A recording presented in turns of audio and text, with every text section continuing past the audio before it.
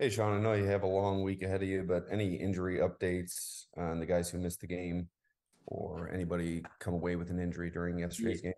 no, I felt we came out pretty clean, other than Josh's shoulder yesterday, which is sore at this point. Balin and Q Mars continue to improve. We'll see where they go in the days ahead here. You mentioned your team's increased energy during last game, specifically in the locker room with Stephon Diggs. Why do you feel that energy may have been lacking early in the season? Listen. I'm not going to sit here and say it was lacking. I just think when you don't get into a rhythm and things happen, sometimes you can't find your rhythm. I think sometimes that factors in also. I think the guys, for the most part, came out for every game with a certain intent. But when you can't find the rhythm early, it affects energy, right? Team energy. And I think what you saw was a combination of both on the other end. You saw team energy and intent this game, and then we got off to a good start. Defensively, we got the ball back to the offense, and then the offense got into a rhythm there. And in particular, in Khalil's run down the sideline on 2nd and 2 there was impressive, and it really lifted the team. On that same note, Daquan was out there pregame, mixing it up with the guys on the defensive line. How do you feel his presence worked for those guys yesterday? Just seeing him out there and coaching those guys up in the pregame. Yeah, well, he's one of the leaders of our team, right? And unfortunately, we don't have him. And but his presence, much like Milano's presence, Tre'Davious' presence, when they're around, anytime they can be around, it just adds to our environment. Thank you. Sure.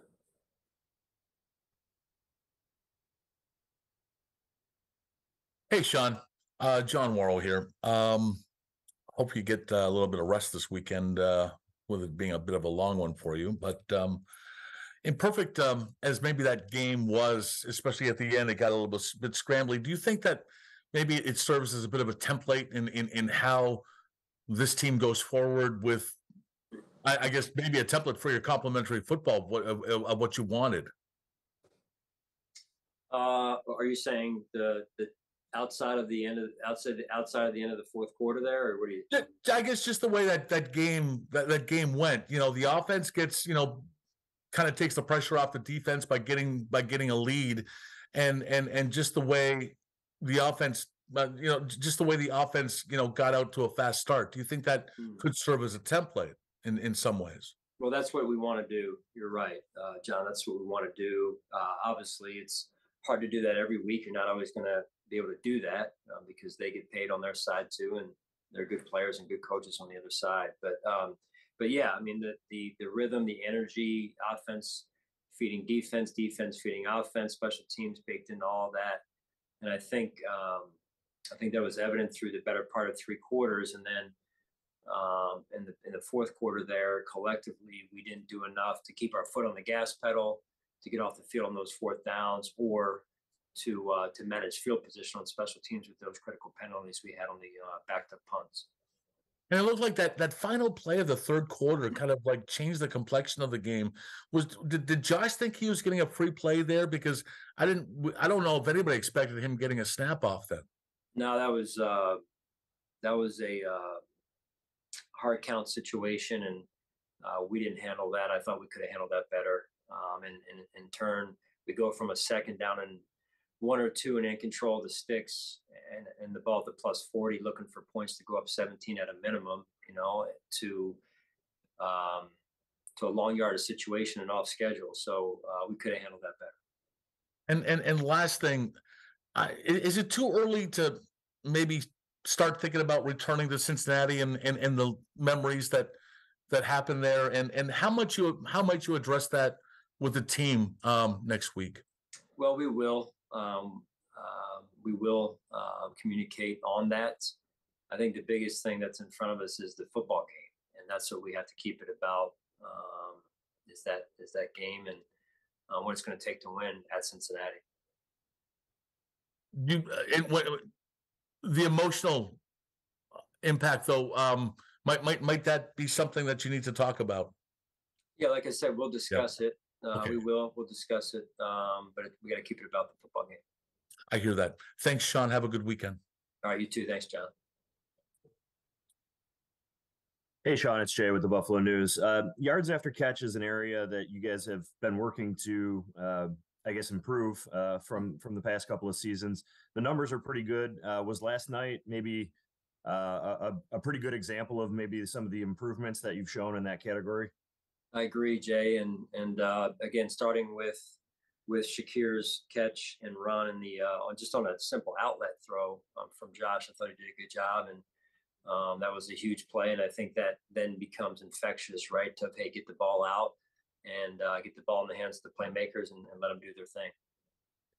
What did you think of Jordan Poyer's game, and how much of a new role was that for him, or maybe just like an adjusted role?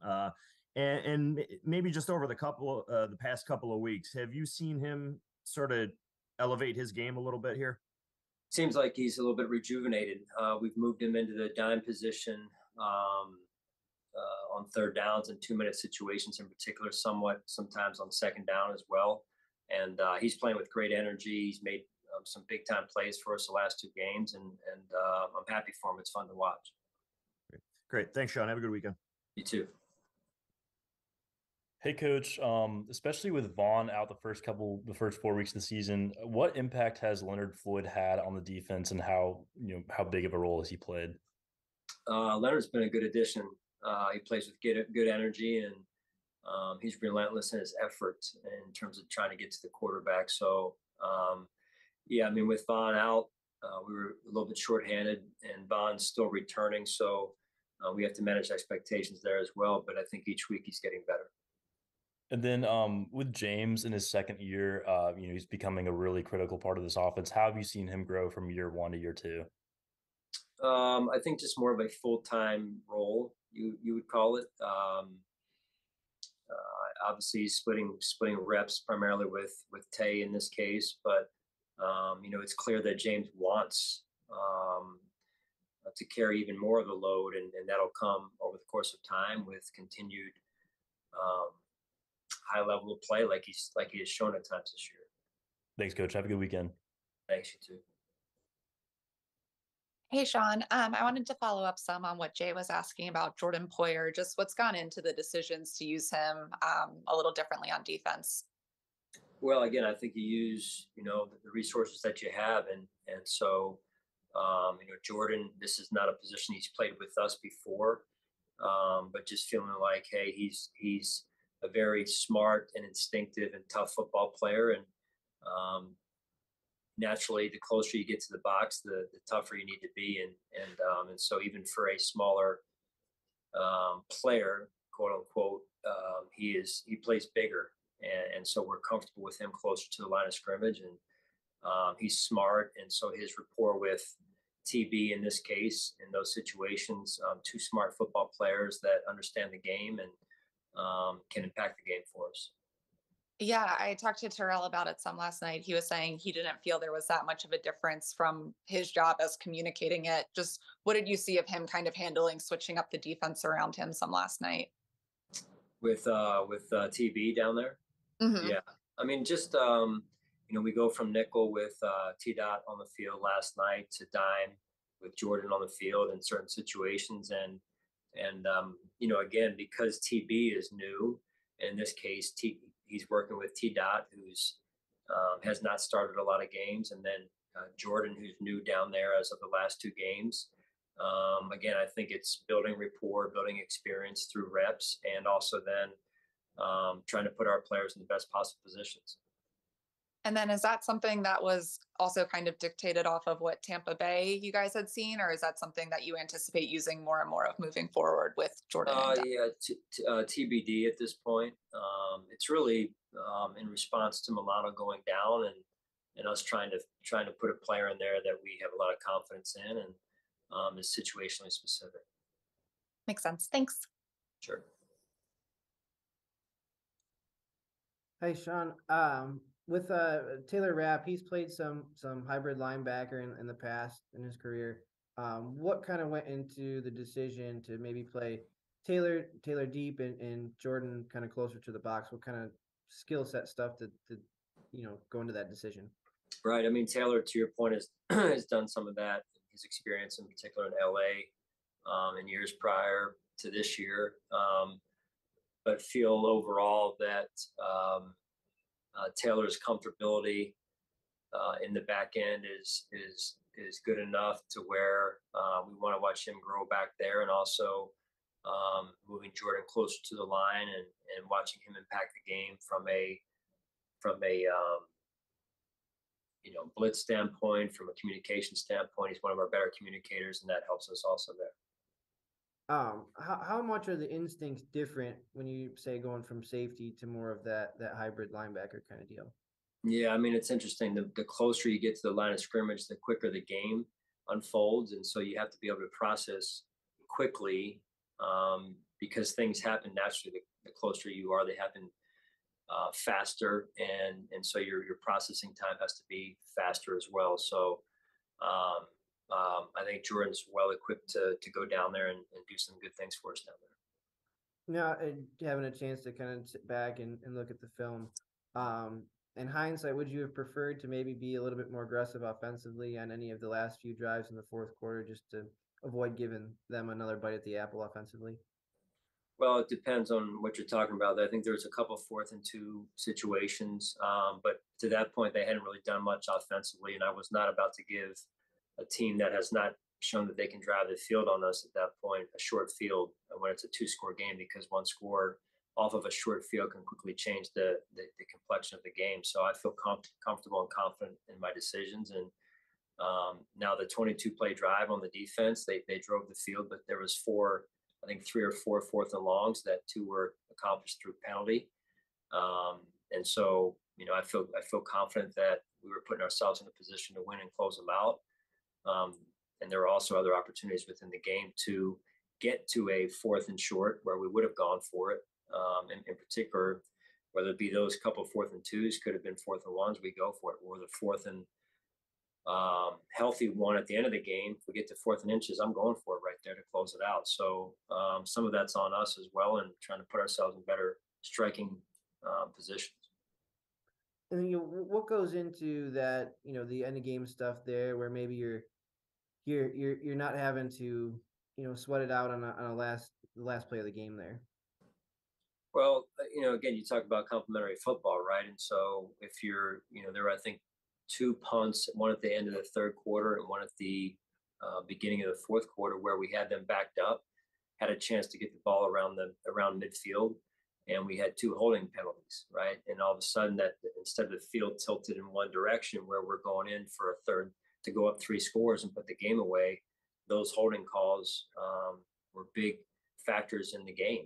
And it started to level out the field.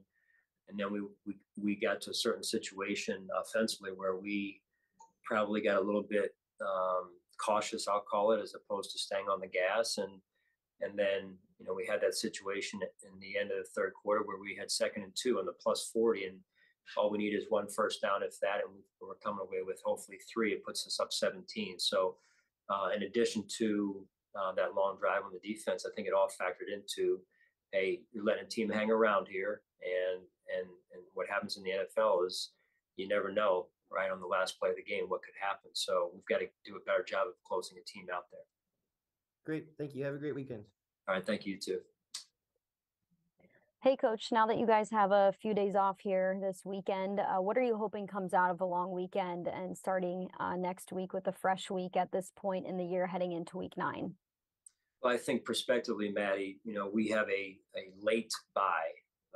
This is a mini break for us at this point after a 4-week stretch of going to London, coming back, playing a late Sunday night game, going to an away game at New England, and then playing it on a short week here. So it's been a grind, and so now it is time to even for myself to get a little bit of rest. I believe in hard work and all that type of good stuff, but it is time to get a little bit of rest and try and just push back here and come back fresh and make this stretch run, starting with an away game at the Bengals here.